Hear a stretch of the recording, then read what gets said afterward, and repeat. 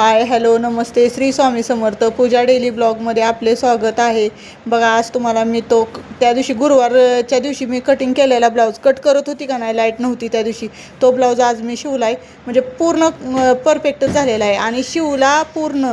त्याला गोट वगैरे लावायचा होता आणि अशी डिझाईन होती त्याची, ती डिझाईन ही करून घेतली. बघा तुम्हाला कसा वाटतोय ब्लाऊज तो सांगा.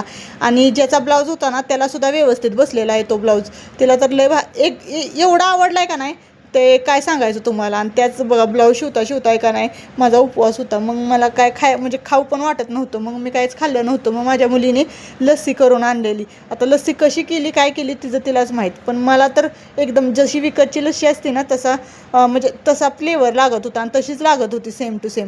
मग म्हटलं चला आता ती ब्लाऊज वगैरे शिवला, रात्रीची कामं वगैरे झाली. मग हा दुसऱ्या दिवशीचा व्हिडिओ बघा. ह्या व्हिडिओमध्ये काय करतोय आम्ही, बीट का खिसून घेतले असं तुम्हाला वाटत असेल, पण आहे ना माझे होठ असे काळपटवाणी पहिल्यापासूनच आहेत बरं का, आताच नाही ती असं नाही. मग मी म्हणलं काय करावं, मग नवीन काहीतरी त्याला म्हणलं करावं. मग म्हणलं ते मी एक यूट्यूबला म्हणजे आता बघितली नव्हती ती, लय दिवसा आधीपासून बघितलेली होती. म्हणलं वॅसलिनमध्ये का नाही वॅसलिन घ्यायचं, त्याच्यात गुलाबजल घ्यायचं आणि कॅप्सूल पण घ्यायच्या, पण त्या मला काय भेटल्या नाही त्या. म्हणून मी काय केलं, बीट किसून घेतला आणि त्याच्यात वॅसलिन मिक्स केलं.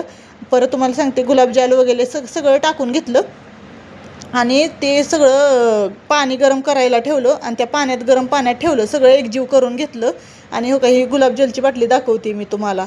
मग त्याच्यात मी 1 चमचा गुलाबजल आणि 1 चमचा असं वॅसलिनच्या अर्ध्या होत्या, 2 डब्या होत्या. मग ती दोन्हीतलं मी काढून घेतलं वॅसलिन. आता चमच्यानं काही निघत नव्हतं म्हणून मी हातानंच काढलं आणि हातानंच सगळं मिक्स केलं.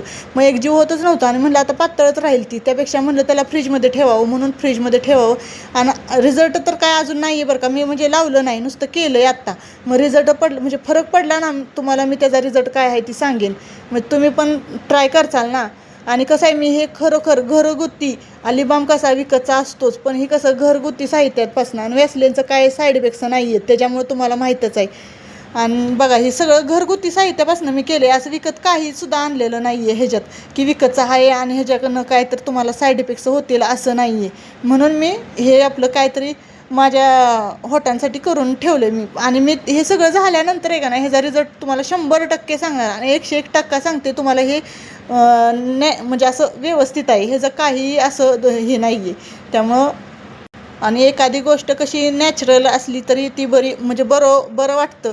असं आयुर्वेद कसं असतं बघा, आता गावात बरेच काहीतरी मेडिकलमध्ये किंवा दुकानात बरेच असे काहीतरी प्रोडक्ट असतात, त्याच्यात मग केमिकल वगैरे भरपूर काय वापरलेलं असतात. पण ती घरगुतीच असतं, कुठलं पण असू दे. मग ती तुम्ही ॲलोवेरा ताजा यूज करा किंवा आपलं असं गावातली ट्यूब वगैरे किंवा क्रीम वगैरे आणून लावा, त्याच्यात लय फरक असतो. मग जेवढं आपल्याला घरी भेटेल नॅचरल तेवढंच आपण यूज करायला शिकायचं.